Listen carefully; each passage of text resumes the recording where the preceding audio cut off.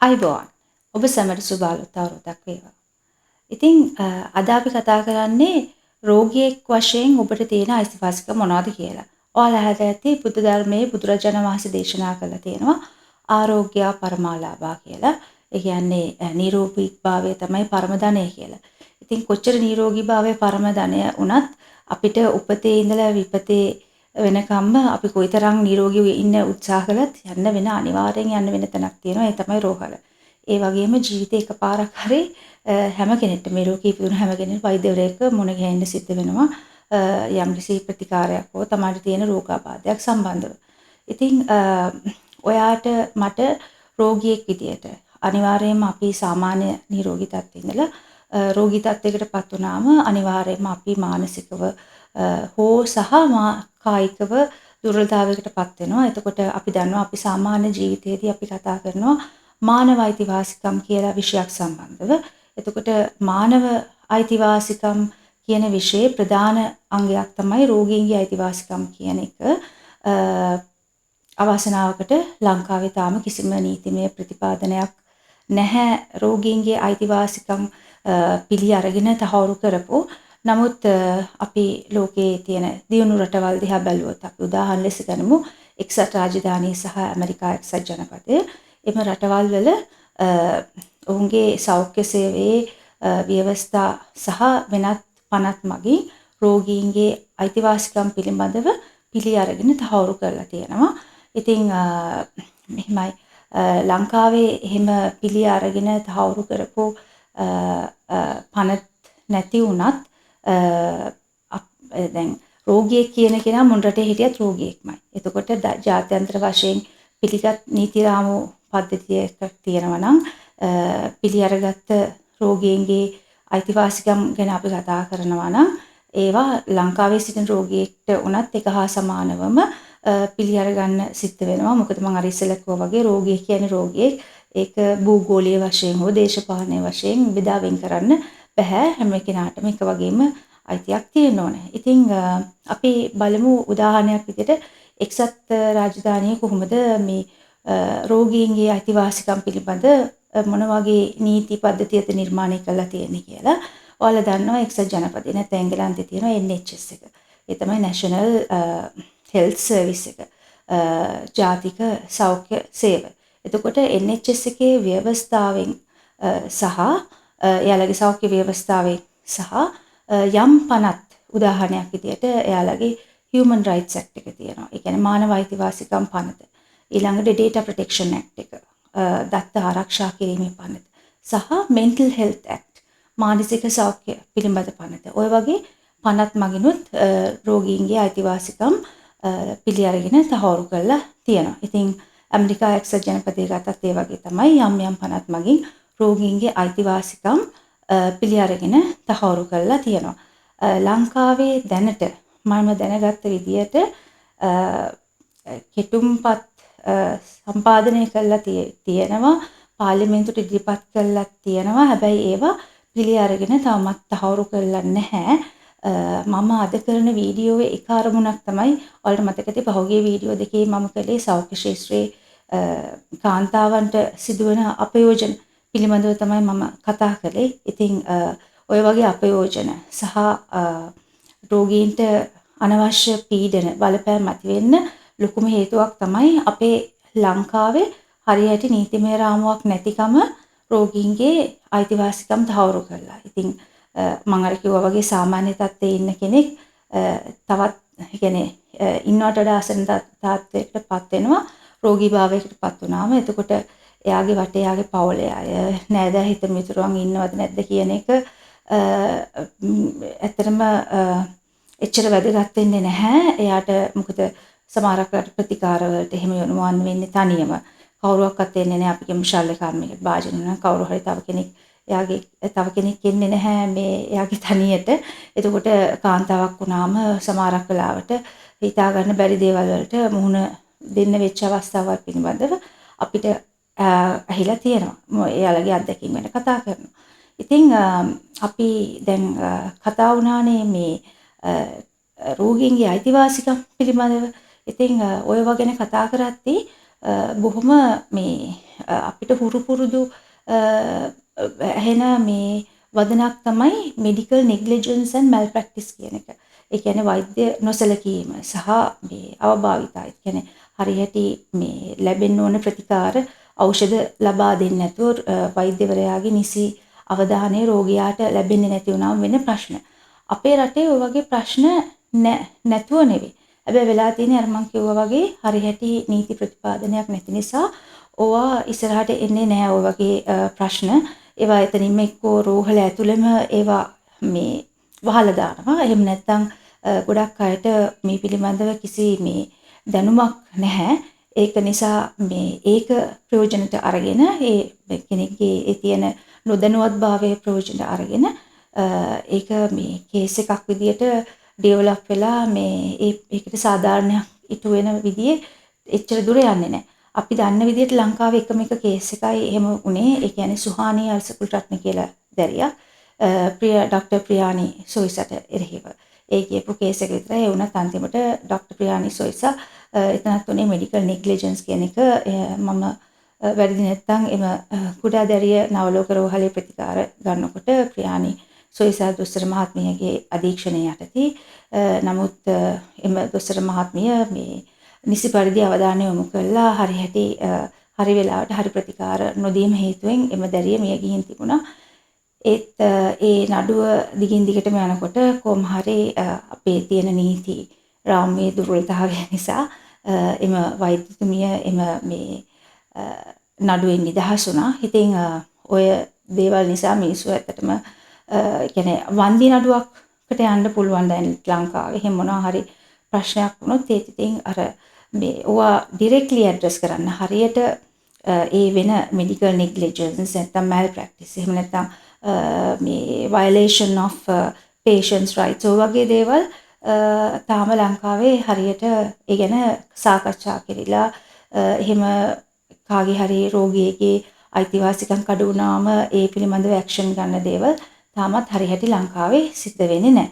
ඉතින් අපි වැඩිදුර කල් යවන්න නැතුව කතා කරමු රෝගියෙක් විදියට අපිට තියෙන අයිතිවාසිකම් මොනවද කියලා.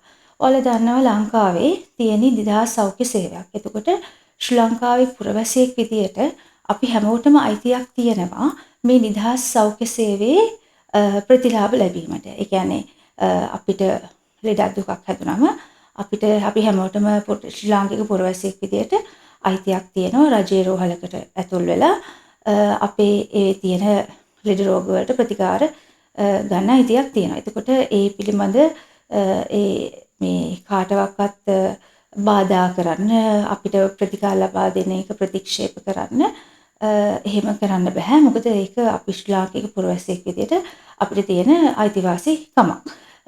සහ ඊළඟට දැන් අපි රෝහලකට ඇතුල් වෙන්නේ අපේ කැමැත්තෙන්නේ. හදිසි අනතුරක් වෙලා ඔන්න කාට හරි සිහිය නැහැ අපාටේ පිටේ ඉන්න කට්ටිය එකතු වෙලා ඒ රෝගියාව ස්පිතාලයට ඇතුළත් කරනවා. මම මේ කියන්නේ ඒ වගේ දෙයක් ගැන නෙවෙයි. සාමාන්‍යයෙන් අපි බාහිර රෝගියෙක් විදිහට හරි අපි ස්පිතාලයකට රෝහලකට ඇතුල් වෙන්නේ අපේ කැමැත්තෙන්, සිය කැමැත්තෙන්.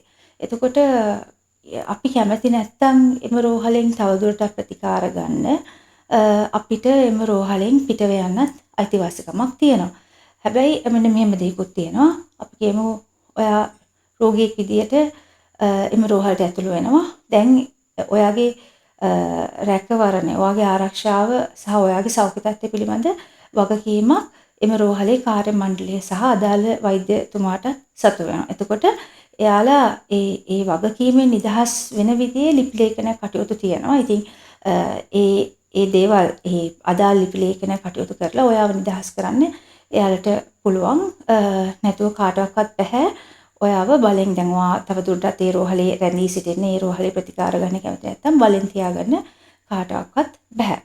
ඒ වගේම අපි කියමු දැන් ඔයා ප්‍රතිකාර ගන්න අතරතුරේ ඔයාට ඒ ප්‍රතිකාර දෙන වෛද්‍යවරයාට එහෙම නැත්නම් ඒව අදාළ වාට්ටුවේ හෝ රෝහලේ කාර්ය මණ්ඩලයට එහෙම නැත්නම් එම රෝහලට ඔයා කැමති නැහැ. ඔයාට අවශ්‍ය නැහැ තවදුරටත් එහි සේවය ලබා ගන්න. එතකොට ඔයාට රජයේ රෝහලකුණත් භෞතික රෝහලුණත් ඔයාට ඉල්ලීමක් කරන්න පුළුවන් එම වෛද්‍යවරයා හෝ එහෙම නැත්නම් ඒ සමහරක් විට හෙද කාර්ය මණ්ඩලයේ කෙනෙක් වෙන්න පුළුවන්.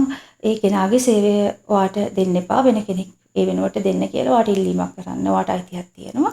ඒ වගේම ඔයා ප්‍රතිකාර ලබන රෝහල එම ස්ථානය ඔයාට කියන්නේ හරියන්නේ නැත්තම් ඔයාට හිතෙනවා නම් මේ ඔයාට ඇත්තටම කිසි ප්‍රගතියක් නැහැ කියලා ඒ ලැබෙන ප්‍රතිකාර වලින් ඔයාට පුළුවන් අනිවාර්යයෙන්ම වෙන රෝහලකට මාරු වෙන්න සිය කැමැත්තෙන් කාටවත් බලෙන් තියාගන්න බෑ හිම බෑ මෙතනම ඉන්න ඕනේ කියලා.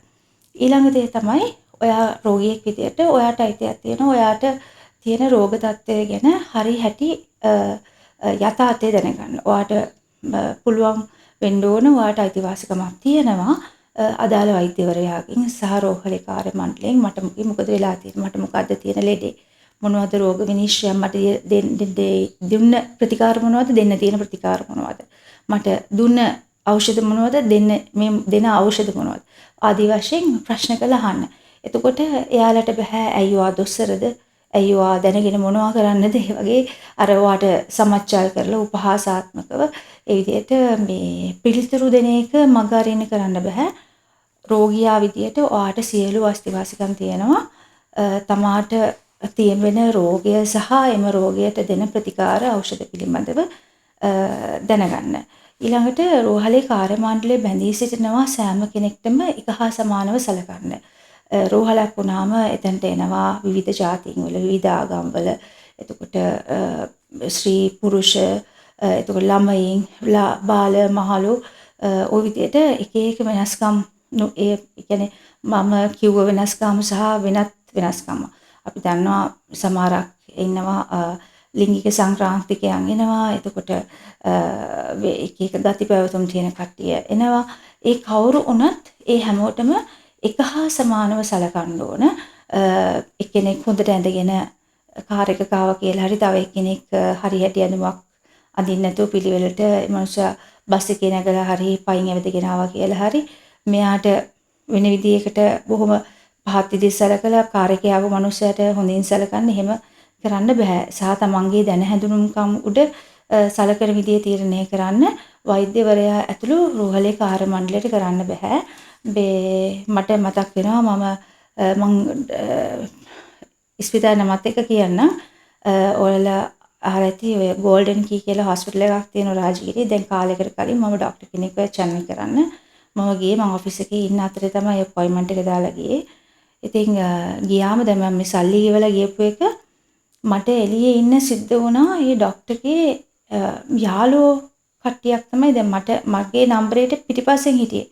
එයාලව ඉස්සෙල්ලා ගත්තා. එතකොට රජේ රෝහල් නෙමෙයි විතරක් නෙවෙයි පෞද්ගලික රෝහල් වලත් මේ වගේ දේවල් වෙනවා.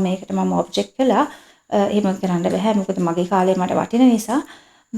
ඉතින් එහෙම දැන හැඳුනුම් කම්මුඩ ඒ වගේ ෆේවරේෂන් එක එක්කෙනාට එහෙම දේවල් කරන්න බෑ. ඉතින් පොඩක් හිතන්න පෞද්ගලික රෝහලක එහෙම වෙනවා රජයේ රෝහල් වල කොච්චර වගේ දේවල් වෙනවද. ඉතින් එහෙම දේවල් කරන එක වැරදි නීති විරෝධී. අනිත් එක ඔයාලා දැනගන්න වෛද්‍යවරුන්ට හෙද නිලධාරී මඩුලට එයාලා මේ වෘත්තියට සම්ප්‍රාප්ත වෙනකොට ඒගොල්ලෝ දියුරුම් දෙනවා ඕත් එකක් ගන්නවා. එයාලා ආචාර ධර්ම පද්ධතියකට එකගව වැඩ කරනවා කියලා. ඒ ආචාර ධර්ම පද්ධතියේම තියෙනවා මම මේ කියන දේවල්. ඒ කියන්නේ එක විදිහකට අනිත් පැත්තට කියලා තියෙන රෝගීන්ට සලකන්න ඕන කොහොමද කියලා. දැන් අපි මේ කතා කරන්නේ රෝගීන්ට තියෙන අයිතිවාසිකම් පිළිබඳව. ඒක එයාලට අනිත් පැත්තට කියලා තියෙන රෝගීන්ට සලකන්න ඕන කොහොමද කියලා. එතකොට ඒ විදිහට එක එක්කෙනාට වෙනස්කම් කරන්න බෑ. හැමෝටම ඊටමත් සමානව සලකන්න ඕන. ඊළඟට රෝගියෙක් විදියට ඔයාගේ ගෞරවය නොකැලෙසෙන ලෙස ඔයාට බොහොම වැදගත් විදියට කතා කරන්න, ඔයාට හොඳින් සලකන්න රෝහලේ කාර්යමන වෛද්‍යවරයා ඇතුළු රෝහලේ කාර්ය මණ්ඩලය බැඳී සිටිනවා. ඊටමත් වැදගත් විදියට sannivedana කටයුතු වෙන්න ඕන. වෛද්‍යවරයා හෝ රෝහලේ කාර්ය මණ්ඩලය මේ එදා උදේ නැගිටලා නිකන් බෑඩ් මෝඩ් එකක හිටියා කියලා එයාලගේ කියන්නේ එයාට තරහ ගිහිල්ලා හරි මොනවා හරි තිබුණා කියලා එන ආසන්න රෝගියාගෙන් ඒ පලිය ගන්න බෑ කෑ ගහලා එහෙම නැත්නම් පරුෂ විදියට කතා කරලා එහෙම කරන්න බෑ. ඔයාට අයිතියක් තියෙනවා වැදගත් විදියට සැලකීමක් ලබන්න රෝහලේ කාර්ය මණ්ඩලයේ වෛද්‍යතුමා ඇතුළුව රෝගියෙක් විදියට ඔයාට අයිතිවාසිකමක් තියෙනවා.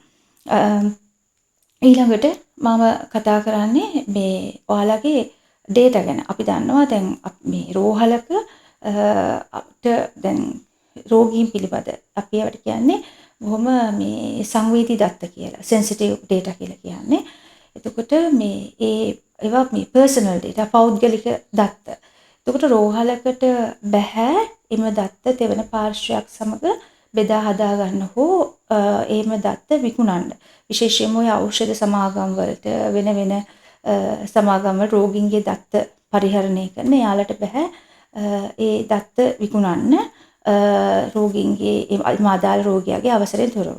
උදාහරණයක් විදිහට මම යම්කිසි රෝහලකට යනවා නම් ඒ රෝහලේ මගේ දත්ත ගබඩා වෙලා තියෙනවා නම් එයාලට බෑ මගේ දත්ත දෙන්න තව මේ ඖෂධ සමාගමකට මෙහෙම මෙන්න මේ ඔයාලගේ ප්‍රොජෙක්ට් ගන්න කියලා කිසිම විදියකින් දෙන්න බෑ අවසරයක් නැතුව.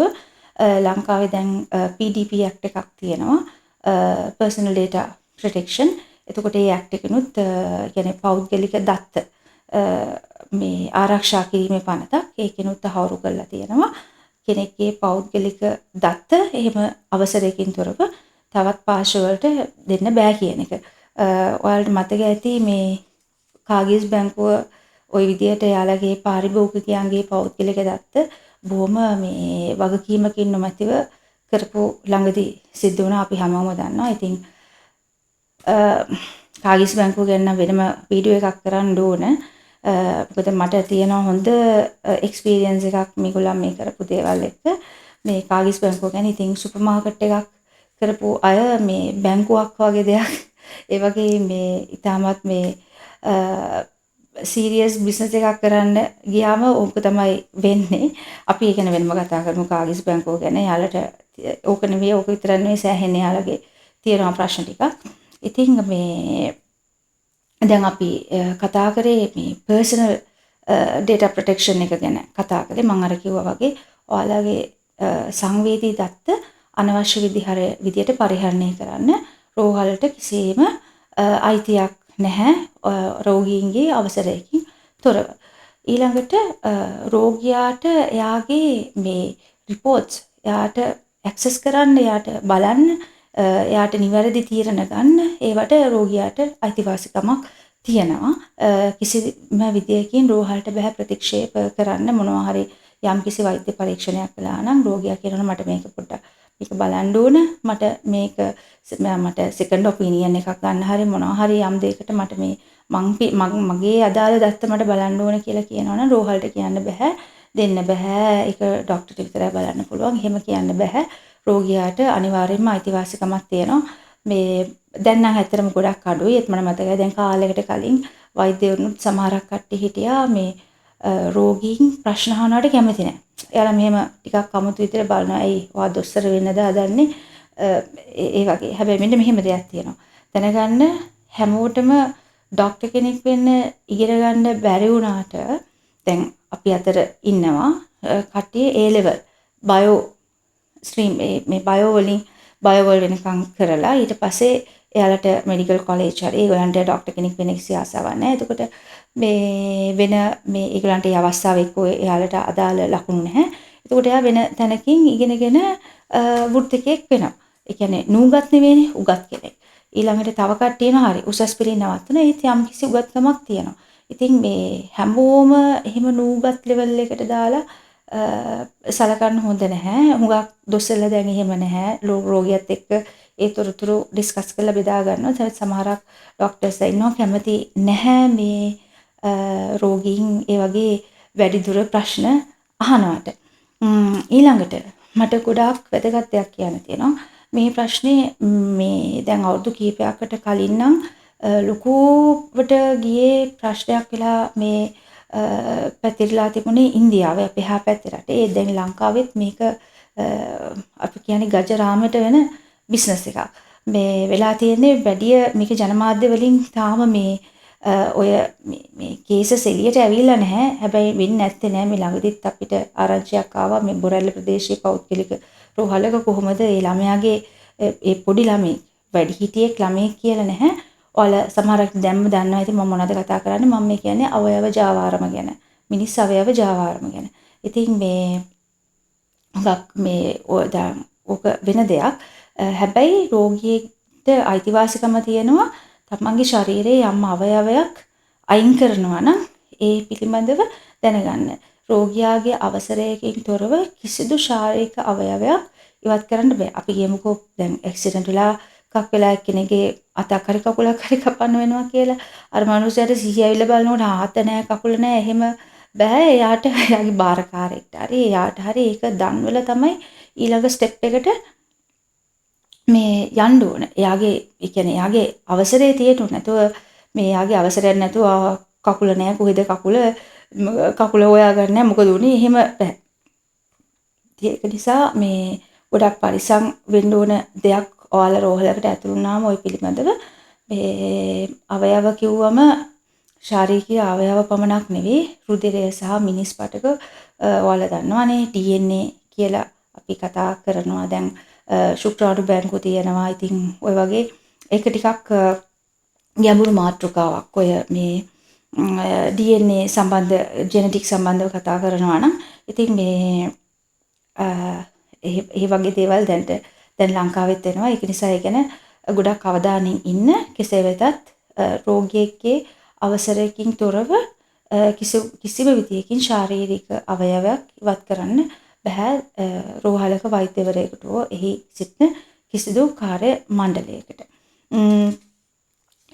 ඒ වගේම මේ දැන් අපි කියමු ඔයාට කරගෙන යන මොනවා හරි මේ ප්‍රතිකාර වගේක්. හැබැයි ඔයා කැමති නෑ ඒකට. එතකොට නැත්තම් බෙහෙත් වගේක්. ඔයාට ඒ බෙහෙතට ඔයා රියැක්ට් කරන්න හරි අමාරුයි. එතකොට ඔයාට මේ සම්පූර්ණ අයිතිය තියෙනවා රෝගියෙක් විදියට ඒ දෙන ප්‍රතිකාර හරි බෙහෙත් හරි ප්‍රතික්ෂේප කරන්න. දැන් මම ඔය කිව්වා වගේ බෙහෙත් ඒවා මේ කියන්නේ රෝගියාගේ අකමැත්ත මේ අකමැත්ත සලකන්නේ නැතුව කෙනෙක්ට වෛද්‍ය ප්‍රතිකාර ලබා දෙන දේවා ෆයිට් කරන්න පුළුවන් එකම දෙයක් තියෙනවා මෙන්ටල් හෙල්ත් ඇක්ට් එකෙන්. මොකද අපි කියමුකෝ එයා මේ සමබර මානසිකත්වයක නැහැ. තමාගේ සෞඛ්‍ය තත්ත්වය පිළිබඳ තීරණ ගන්න. එතකොට එයාගේ බාරකාරයෙක් හෝ නැත්නම් වෛද්‍යවරයාට සම්පූර්ණ අයිතිය අරගෙන එයාගේ යහපත උදෙසා තීරණ ගන්න පුළුවන්. හැබැයි ඒත් එම් රෝගියාට අපි මෙන්ටල් හෙල්ත් ඇක්ට් එක පාවිච්චි කළා හරි එහෙම මේ වෛද්‍යවරයා සහ රෝහල මේ බලය ගත්තත් එයාට ප්‍රතිකාර දෙන්න අර රෝගියාට තාමත් තියෙනවා අයිතිය එයාට මොනවද කරන්න හදන්නේ මොනවද දෙන්න හදන ප්‍රතිකාර ඒ පිළිබඳව ප්‍රශ්න කරලා දැනගන්න එයාට අයිතියක් තියෙනවා. දැන් අපි කතා වුණානේ අපි මේ කතා වෙන්නේ රජයේ රෝහල් පමණක් හෝ පෞද්ගලික රෝහල් පමණක් නෙවෙයි. රජයේ රෝහල් පෞද්ගලික රෝහල් තව තියෙනවා ඔය පොඩි ඩිස්පෙන්සරි වගේ ඒවා මේ ඉතින් ඔය හැමතැනකම දැන් අපි කියමුකෝ දැන් රජයේ රෝහල වුණා සමහරක් වෙලාවට බොහෝ විට මට නම් රජයේ රෝහල් වල ඔය මේ මගේ පවුලේ අය ගෙනියපු වෙලාවල් මම දැකලා තියෙනවා බෙහෙත් නැහැ. ඒකට අපි එළියෙන් ගිහිල්ලා ගන්න වෙන්නේ නැත්නම් අපිට ගෙවන්න සිද්ධ වෙනවා. එතකොට මේ ඒ අපෙන් අය කරනවානේ යම්කිසි සේවයකට හෝ ඔසුවකට ඒක රෝගියාව දැනුවත් කරන්න ඕන. මෙන්න මේකටයි ඔයගෙන් අය කරන්න කියලා. ඒ විනිවිදභාවයේ තියෙන්න ඕන එයා මොනවටද සල්ලි ගෙවන්නේ කියලා. එයා ඉස්පිතාලෙන් යනකොට එයාට ලොකු බිලක් හදලා එයා දන්නෙත් නෑ මොනවද එයාට ඒක ගෙවන්නත් බෑ. එහෙම කරන්න බෑ. රෝගියාට සම්පූර්ණ අයිතිවාසිකමක් තියෙනවා. එයාට මේ මොනවටද එයාට අය කරලා තියෙන්නේ මොන වගේ ගාස්තුවක්ද දැන් එයාට මොන වගේ ප්‍රතිකාර වලටද මොන විදියටද ගාස්තු අය කරලා තියෙන්නේ ඒ පිළිබඳව දැනගන්න මේ බ්‍රේක් ඩවුන් එකක් විදියට හරි එහෙම දැනගන්න එයාට මේ ඇත්තටම මේ අයිතියක් තියෙනවා. මේ ඊළඟට මම අර කිව්වා වගේ කිසිදු හේතුවක් නිසා මේ රෝගියෙක්ට සමච්චල් කරන්න උපහාස අපහාස කරන්න බෑ රෝහල් කාර්ය මණ්ඩලයට. ඒ වගේම දැන් අපි කියමුකෝ මම අර කිව්වා වගේ ලිංගික සංක්‍රාන්තිකයේ එහෙම නැත්නම් අපි කියමු පාරේ මේ ගණිකා වෘත්තියේ දෙන කෙනෙක් එනවා කියලා. එයාට අපි හැමෝටම අසනීප වෙනවනේ. එතකොට ඒ වගේ කාන්තාවක් ආවොත් එහෙම එයා ඒ කරන වෘත්තය පාවිච්චි කරලා එයාට බලපෑම් කරලා. මොකද මේ වගේ දේවල් රෝහල් වල වෙන නිසා මම මේ කතා කරන්නේ. එයාට නිකන් එයාව මෙන්ටලි ඩවුන් කරලා එයාගෙන් අනවශ්‍ය ලාභ ප්‍රයෝජන ලිංගික අල්ලස් ලබා ගන්න ඒවා කරන්න කිසිම අයිතියක් නැහැ. හදිස්සියවත් කාට හරි විරුද්ධව වෛද්‍යවරයාට හරි එහෙම නැත්නම් රෝහලේ කාර්ය මණ්ඩලයට හරි විරුද්ධව යම්කිසි පැමිණිල්ලක් කරන්න තියෙනවා නම් ඒ පිළිබඳ නොපියව ගිහිලා පැමිණිලි කරන්න මේ රෝගීන්ට අයිතිවාසිකමක් තියෙනවා. කිසිම මේ වෛද්‍යවරයෙක්ට හෝ හෙද නිලධාරී මේ කෙනෙක් හෙද නිලධාරිනියක් හෝ නිලධාරියෙක්ට හෝ කිසිදු රෝහලේ කාර්ය මණ්ඩලයේ සේවකයෙක්ට බලපෑම් කරන්න බෑ. එම රෝගියාට වාචිකව හෝ ලිඛිතව එහෙම පැමිණිල්ලක් කරන්න බෑ කියලා. ඉතින් ආසනාවකට මේ අපේ රටේ එහෙම මේ ආයතනයක් නැහැ ඔය වගේ ප්‍රශ්න වුණාම ගිහිලා කිලිම පැමිණිලි කරන්න. හැබැයි ඒකෙන් කියන්නේ නැහැ මේ අපේ රටේ රෝගීන් අන්ත අසරණයි කිසි දෙයක් කරගන්න බෑ කියලා. එවිඩන්ස් තියෙනවා නම් ගොඩක් වෙලාවට. ඉතින් මේ වක්‍රවාකාරයෙන් හරි නීතිමය සහන බලාපොරොත්තු වෙන්න පුළුවන්. හැබැයි ඉතින් අපේ රටේ තියෙන ලොකු අඩුපාඩුවක් තමයි මේ පිළිබඳ දැනට පනත් කෙටුම්පත් කරලා තිබුණාට ඒවා පිළි අරගෙන තහවුරු කරලා නැති එක. ඉතින් දැන් අපිට අහන්න ලැබෙන දේවල් එක්ක මම හිතන්නේ අපි ඉක්මනටම මේ රෝගීන්ගේ අයිතිවාසිකම් ආරක්ෂා කරන්න පනත් ගේන්න කටයුතු කරන්න ඕන. ඊළඟට මට කියන්න තියෙන්නේ දැන් අපි ගොඩක් ඔය අහන්න ලැබෙනවනේ අනවශ්‍ය දේවල් කාන්තාවන්ට හිරි වෙන දේවල්. ඇත්තටම අපිට මේ හොඳ මේ පනත් තියෙනවා නම් අපේ සෞඛ්‍ය ශාස්ත්‍රයේ යම්කිසි ව්‍යවස්ථාවක් තියෙනවා නම් රෝගීන්ගේ අයිතිවාසිකම් ආරක්ෂා කරන්න අපිට ඔය අහන්න ලැබෙන ඉතාමත් මේ අපරාධමය ගණයේ ප්‍රවෘත්ති ගොඩක් අඩුවේ. ඇත්තටම අපේ නීති රාමුව මීට වඩා සවිමත් වෙනවා නම් රෝගීන්ගේ අයිතිවාසිකම් ආරක්ෂා කරන්න. ඉතින් ඔබේ අදහස් කියන්න ඔබ මොනවද හිතන්නේ කියලා තවදුරටත් අපිට මේ ගැන කතා කරන්න පුළුවන්. බොහොම ස්තුතියි.